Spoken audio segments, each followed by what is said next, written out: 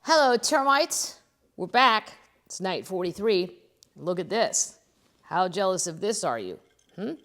I learned a little bit of this from Wisconsin, who I've heard is behaving a little off the charts this week. I've been to all 78 states, as most of you know. And if I would have bet which state in America will go all the way to the Supreme Court fighting over a local tavern to be open, I would have bet Wisconsin. And I would have been right. The cheese and the stuff they put in their Bloody Mary is delicious. I would wait a couple weeks if I were you guys, because I love the people of Wisconsin, so I'd rather not see people get sick. But, do what you do, as my niece Emily would say. Do what you do. Anyway, there's some celery, a little prosciutto, and I love a hot pepper. There's a lot of celery salt in here, which is dangerous, but I'm living on the edge. Because we are on the edge. What did I make it with? Park vodka. Where's this from? Banff, Canada. If you've never been to Banff, you should go. People don't think of it. My glasses are filthy. Because Americans don't really sometimes think about Canada as a vacation spot. And Banff is one of my favorite places in the world. And I don't ski. I don't like cold weather. I don't go then. I go in the fall or the spring, either when the bears are coming out or the bears are going to bed. I like to see the elk. There's a hotel that's a giant old castle called the Fairmont. It's awesome. And the golf course is right down at the bottom of the hill. And then the town is adorable. It's like a fairy village. I am going to go there once in the winter just to see it.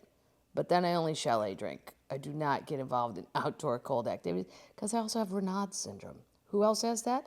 My friend Robin Mead. She has it too. If we get too cold, our digits go numb. All of them.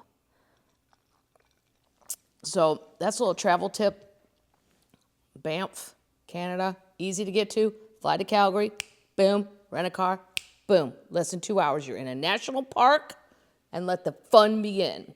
There's a bar there called the Rose and Crown. That is what I would recommend for beers and poutine. It's the best poutine I've had as a tourist. I don't live in Canada, so don't go, you don't know what you're talking about. I'm just saying it's really good at the Rose and Crown. Okay? Me and Luce Black ate a whole plate together. It's usually not something he would do either. Not sober. Well, we were sober. I mean, we went in to get beers, and then we ate the poutine after golf.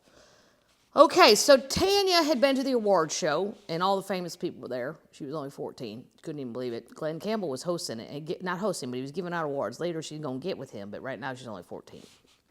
And it cracked me up because one of you guys said, what page are we on? That is something I would ask, but it's also the question of a 9-year-old. And that's why it made me laugh. And so I'm going to tell you what page we're on. We are on page 119. We've done good. Let's get rolling. I toured on and off with Johnny Rodriguez throughout 1974, and I don't really know who that is. I know, what did I watch that documentary on? The guy from Detroit, Rodrigo? Or was that Rodriguez? I don't know. And the experience allowed me to see up close what celebrity can do to a person. Johnny had his first hit with Pass Me By, never heard of it, in 1972. And within a year, he was one of country music's biggest heartthrobs. Since we were both identified as Texans, a tour of that state was put together that included every fair, festival, and honky-tonk the promoters could dig up. Some of those clubs are dives, and I wouldn't even go in it now. And we hit every one of them back then. Well, I performed behind chicken wire one time in a bar in Kansas, and I said, is there any reason I have to get behind the chicken wire? They go, well, last week, the comedian took a beer bottle to the head. Oh, okay. Well, then I'll perform behind chicken wire. Sure, that'll be funny. Whenever we played, Johnny Rodriguez might as well have been Elvis. I'd never seen anything like it, especially in Johnny's home state of Texas. On our tours, girls brought Johnny dozens of roses, cooked up trays of tacos. Well, nobody's ever brought me tacos, and I'd eat them. Because sometimes Lewis says, do you really eat things people leave backstage? I go, well, I'm not a king. I don't have a food taster. But yeah, sometimes I have. I've just chanced it. I mean, is there someone psycho out there enough to go, you know what, I'm going to make brownies and kill Kathleen Madigan? I don't think that's happening. And some of the food looks good enough to risk it, even if it is perhaps poison. Why not? Sometimes you're hungry backstage, and there it is. Okay. So on our tours, they brought him roses, cooked him trays of taco, and then tried to bring them backstage and tried to grab his pants while he was performing. Extra security guards had to be hired to keep the girls from tearing off Johnny's clothes.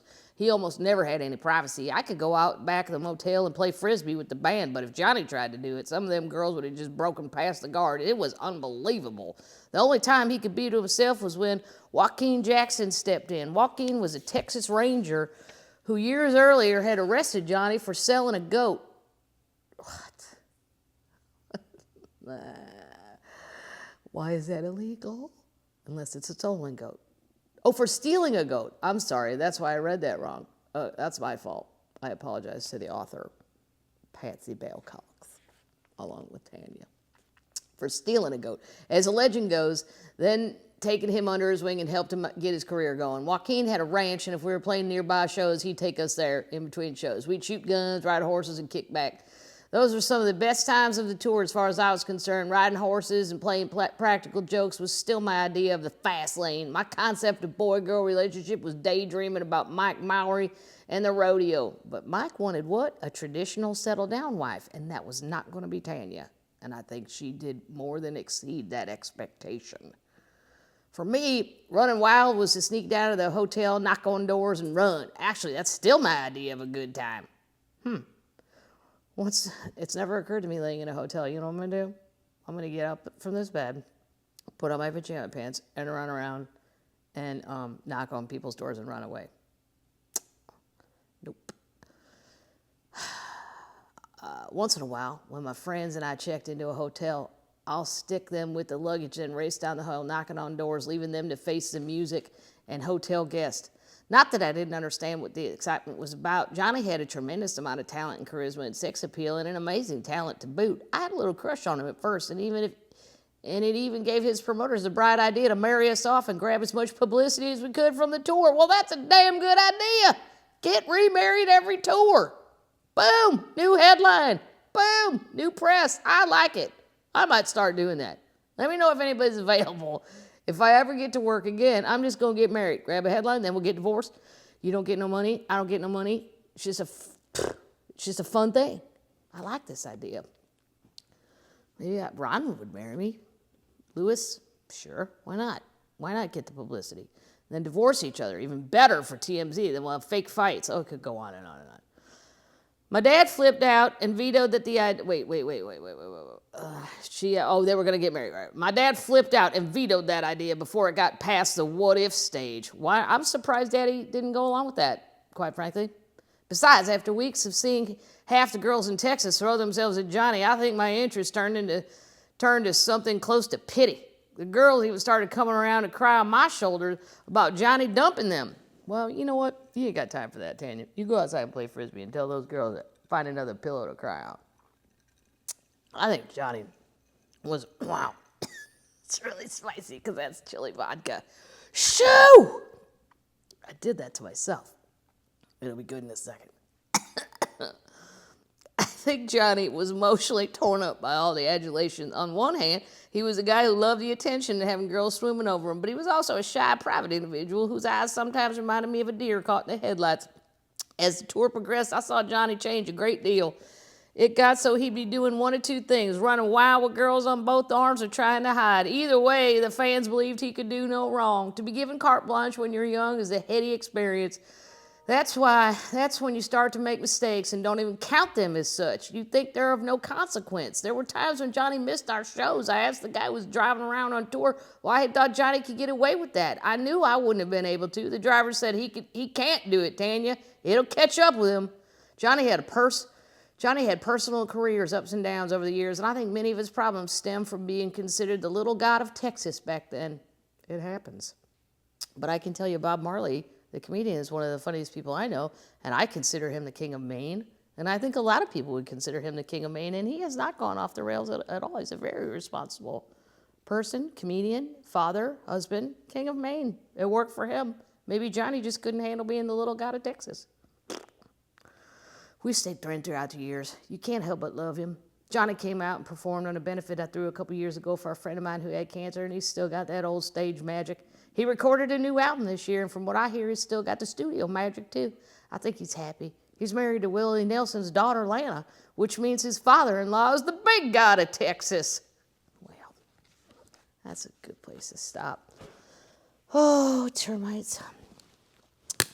What else are we doing? I ordered a banjo on Amazon. I don't know if it's an essential product. I'm guessing not. So I don't know how long it'll take to get here. But I've always wanted to learn how to play the banjo because it's my kind of music. Seriously, I'm very serious. Very serious. It's the only music I can dance to, which I think will show you my inner redneck is pretty deep. So I'm waiting on that. And I got some dead flowers behind me. No more tulips because I haven't been to Kroger. Well, I have been to Kroger, but they didn't have any because of Mother's Day. They got wiped out. So that's all I got for tonight. In the words of Ron White, what we say? Before I burn my throat apart again? Night-night, termites.